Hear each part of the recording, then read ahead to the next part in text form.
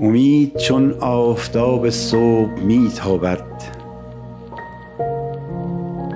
تیرگی رنگ می بازد.